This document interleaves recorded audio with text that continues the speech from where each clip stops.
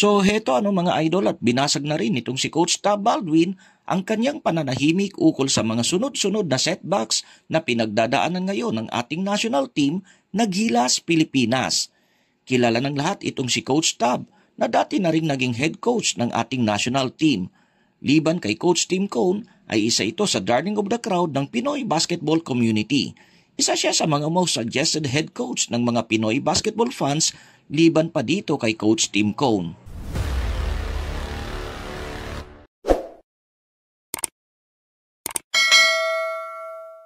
So yun na nga mga idol, nag-comment na rin, nagbigay ng pahayag itong si Coach Tab ukol sa pinagdadaanan ngayon ng ating national team na Gilas Pilipinas.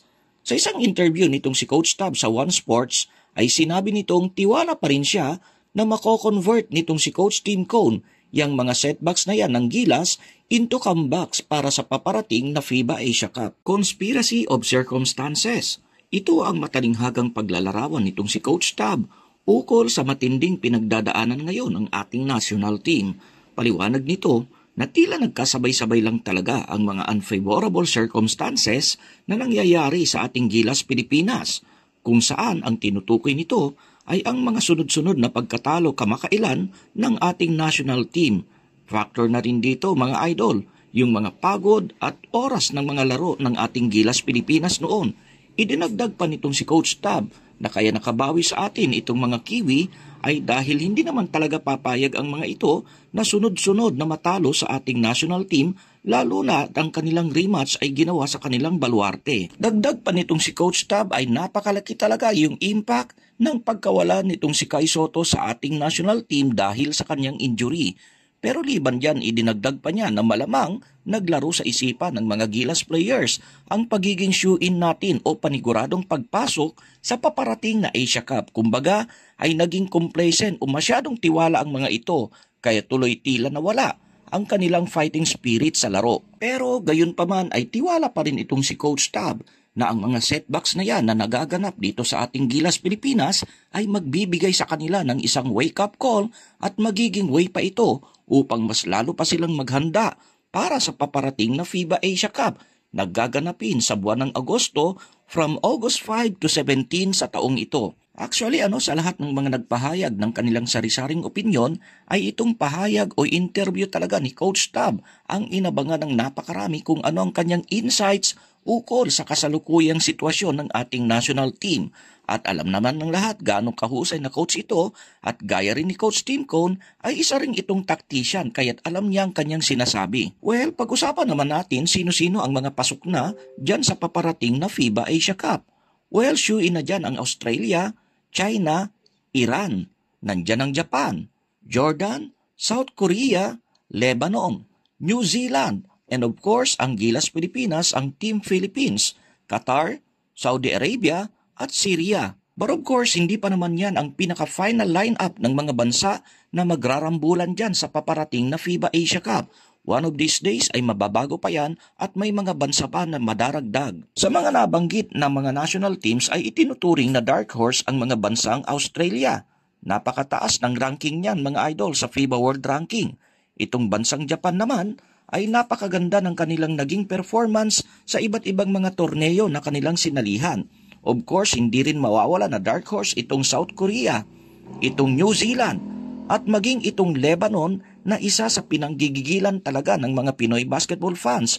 Pero syempre kasama din dyan itong ating national team na Gilas Pilipinas. Kaya marami ang nananalangin at umaasa na sana sa lalo't madaling panahon ay gumaling na agad sa injury itong ipinagmamalaki natin na 7'3" na si Kai Sotto. Aminin kasi natin at hindi, ay talagang nag-iibang timpla ng laro pag meron kang isang Kai Sotto sa loob ng court. Ilang beses na ito napatunayan nitong si Coach Tim Cone kung saan ay aminado ito na malaking bagay talaga ang pagkawalan nitong si Kai Sotto sa ating national team. Nag-iiba ang mga tira ng mga kalaban sa tuwing nasa loob itong si Kai. Bagay na nagbibigay ng advantage sa atin lalo na sa part ng depensa.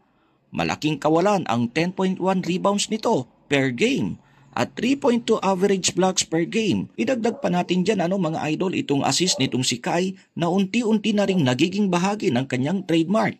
Kitang-kita natin yan sa kanyang mga previous games At higit sa lahat ay ang kanyang inside scoring contribution, kung saan ay nagpapahirap talaga sa mga kalaban kung paano siya depensahan at nagpapahirap din ito kung ano ba talaga ang tututukan ng mga kalaban, inside ba or outside. Dahil pag tumutok sila sa loob ay nakaabang naman sa labas itong si JB o Justin Brownlee bilang isang legit shooter. Ang maganda pa nito mga idol, if ever na makabalik nga sa ating Gilas Pilipinas itong si Kai sa lalo't madaling panahon at sana ay mangyari nga, ay muli niyang makakatambal itong isa pang big man na si Edu. Matagal-tagal na rin kasi na di niya ito nakakasama mula pa noong huling naglaro sila sa nagdaang FIBA World Cup under Coach Jot Reyes. Kaso hindi pa nasasagot ang kahilingan ng mga Gilas fans sa pagbabalik nitong si Kai ay heto at tila nanganganib na naman na malagasan ng isa pang key player itong ating national team. Ito ay dahil nagtamo kamakailan ng panibagong injury itong si Justin Brownlee dyan sa PBA at kahit pag gumaling ito ay baka maging lamat na ito sa kanyang magiging kondisyon para sa paparating na FIBA Asia Cup. Isa na namang dagok ito para sa ating national team pag nagkataon. Pero sa kabila ng lahat mga idol ay masasabi natin na mataas pa rin naman ang trust rating nitong si Coach Tim Cone at sa kabuuan ng ating national team na Gilas Pilipinas. Marami pa rin naman ang naniniwala na kayang-kaya pa rin niyang ilaban ang ating Gilas into a competitive level. At isa nga sa mga naniniwalang ito ay itong tactician coach na si Coach Tab Baldwin. Yun nga lang sa kabilang banda ay namamalagi pa rin ang panawagan ng ilan namang mga basketball fans at maging ng ilang mga basketball observers na sana ay magdagdag pa ng ilang mga bagong players sa Gilas Pool itong SBP. Minsan na ring ipinahayag dati ni Coach Tab na sana ay magdagdag pa ng mga shooters itong si Coach Tim Cone sa ating national team. Gaya kasi ng alam ng lahat halos lahat ng bansa sa international competitions ay talagang hindi nawawala ang labanan pagdating sa 3-point shooting. Pero ilang beses na ring sinagot ito ni Coach Tim Cone na hanggat maaari ay ayaw na muna niya talagang magdagdag sa pool ng ating Gilas Pilipinas. Well, simple lang naman ang rason dito ni CTC. Gusto talaga niya na mas matutukan niya at maturuan ng sistema ang maliliit na grupo kaysa malaking grupo. Pero anyway, hayaan na muna natin siguro itong si CTC sa kanyang programa dahil kung tutuusin ay halos kakasimula pa lang naman ito sa ating national team. Matatandaan na noong nagdaang Asian Games lang naman siya nakapag-take over sa ating national team mula sa dating head coach nito na si Coach Jot Reyes. Pero kung ikaw naman ang tatanungin idol, sang-ayon ka ba na wag mo nang magdagdag ng player sa Gilas Pool itong si Coach Tim Cone o para sa iyo ay panahon na para dagdagan ito? Kung sakali mang magdaragdag ay sino ang napipisil mong pwedeng idagdag dito at sino naman ang pwedeng alisin sa kanyang kasalukuyang lineup? Paki-comment lang yan sa ibaba idol. Ingat and God bless!